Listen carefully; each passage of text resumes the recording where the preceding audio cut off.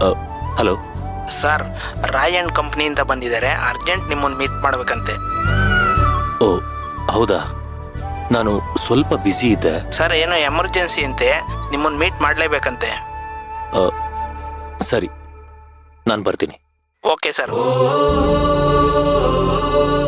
ಸೇವಂತಿ ಇರೋ ಪರಿಸ್ಥಿತಿಲಿ ಮಗುನ ಹೇಗ್ ಬಿಟ್ಟು ಹೋಗ್ಲಿ? ಸೇವಂತಿ ಕೈಲಿ ಮಗುನ ಕೊಡ್ಬೇಡಿ ಅಂತ ಎಷ್ಟೇ ಹೇಳಿದ್ರು ಮನೆಯವರು ಕೊಟ್ಬಿಡ್ತಾರೆ.